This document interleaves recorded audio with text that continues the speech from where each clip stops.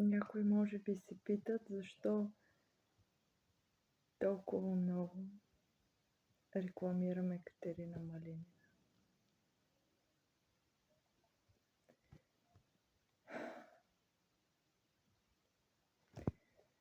Защото тя е въплътен източник.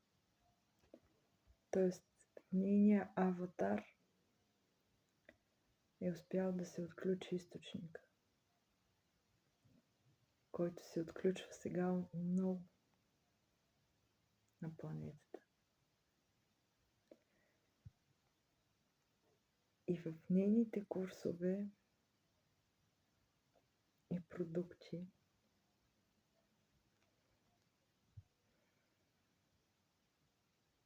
намерих ключове, които съм намирала и другаде.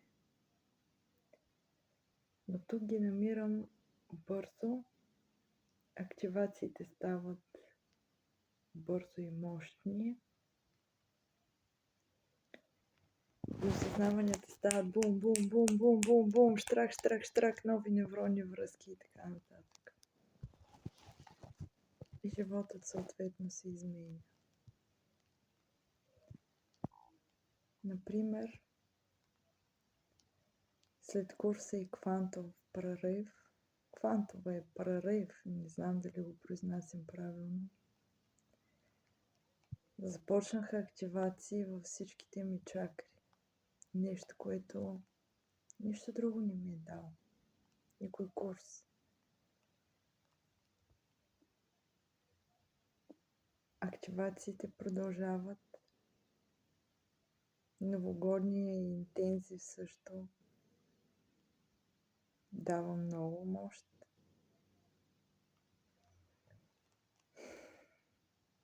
Всички чакри, дами и господа, всички.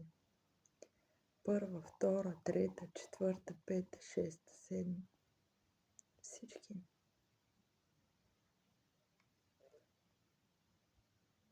Дори сега, говорейки ви, всички те горят и са активни.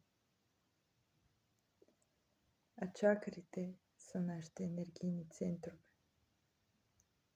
Там, където има блокаж, енергията не може да тече свободно.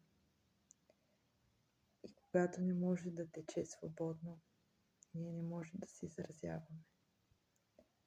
Какво блокира чакрите?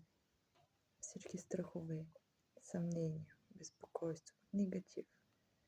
В общи линии целият негатив, който не ни позволява да вървим напред. И който е сложил една пелена пред сърцето и пред душата ни и не ни позволява да сме в нашето истинско състояние, което е второто внимание, което е точката, където всичко оживява, където поглеждаме предмета, пространството, човека, ситуацията от името на нашия източник и виждаме източника в тази ситуация. Така можем да градим в ресурсно състояние до безкрай. До безкрай творчески процес. Не от недостатъка, не от борбата, а от сърцето.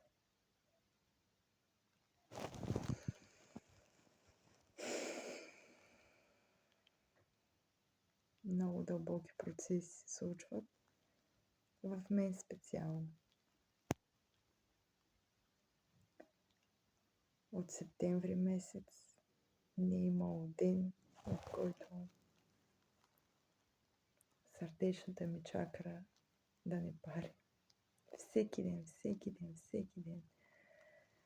Всеки ден освобождавам някакъв блокаж и разбрах, че енергийните практики трябва да бъдат заземени в нашето поле, в нашето тяло. Но това става буквално чрез стъпване боси върху сняг, върху почва, пясък, тревичка, с дихателни упражнения, с хранене, с душове, които са или контрастни, или хладни, или ледени, или горещи, зависимост от много неща. Йога упражнения.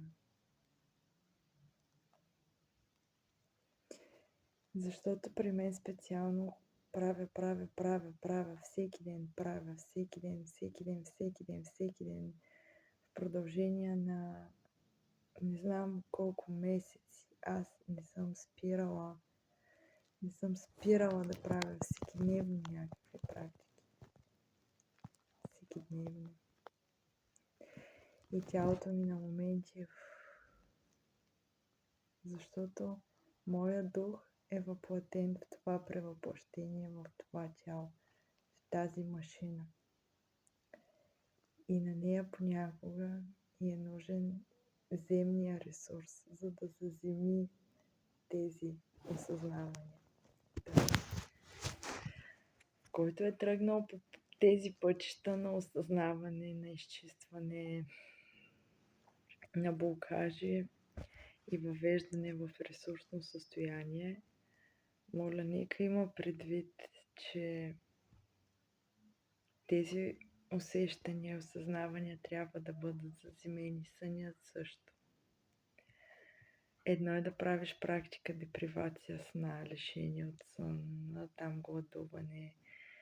Но Бога ми осъзнах най-после, че си е нужен баланс.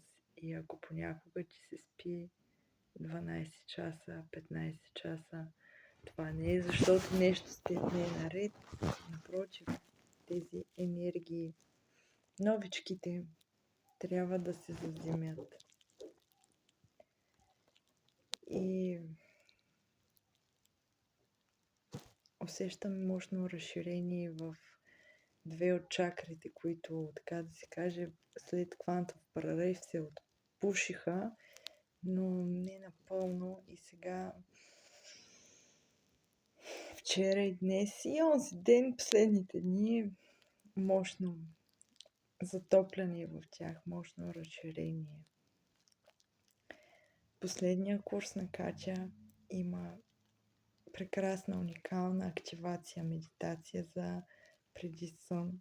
Така че тези, които искат да си спят, не могат да не спят.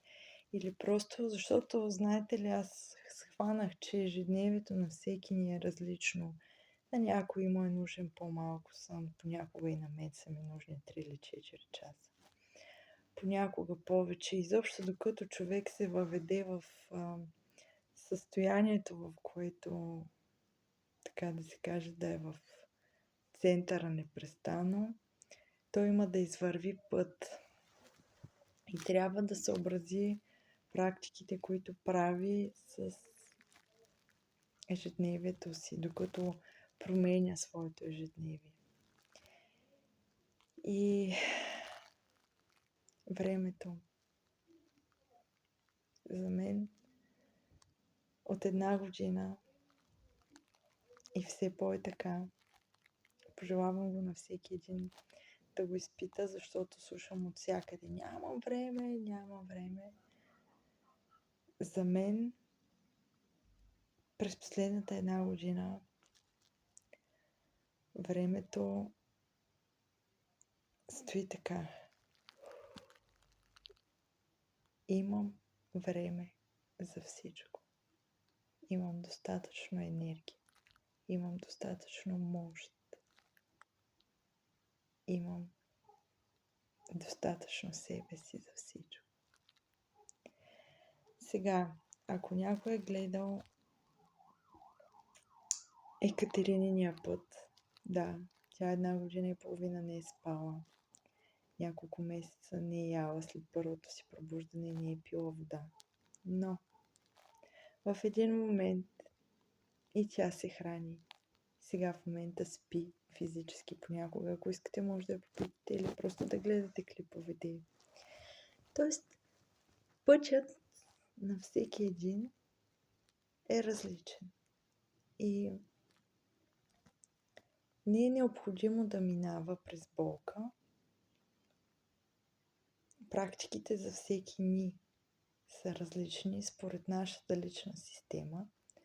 Но казвам за Екатерина, защото тя си е в източника 24/7 и въпреки това спи и се храни, но не спи в духа. Разбираш ли? Тя не спи в духа. Няма значение, че спи физически.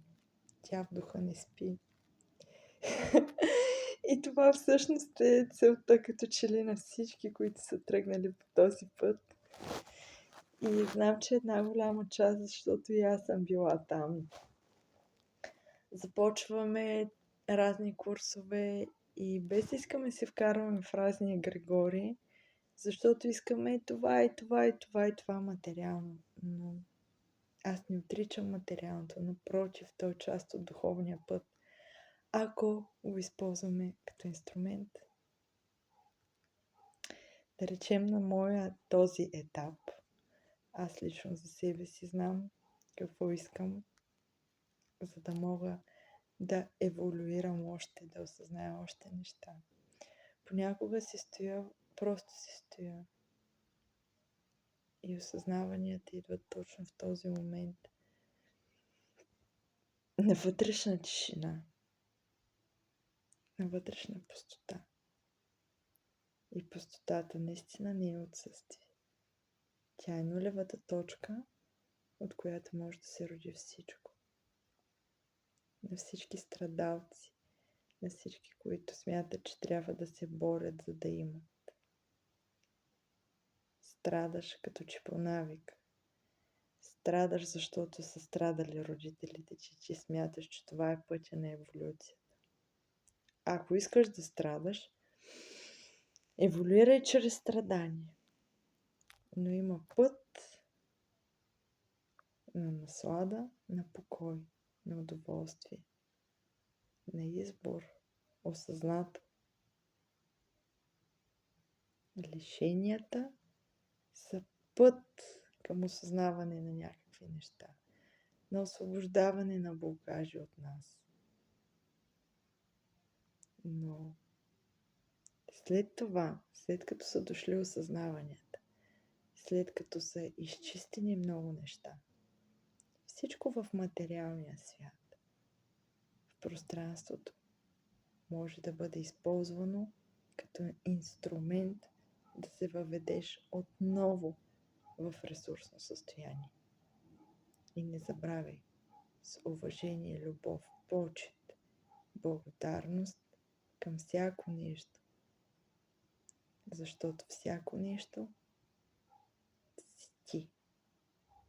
Всъщност си ти.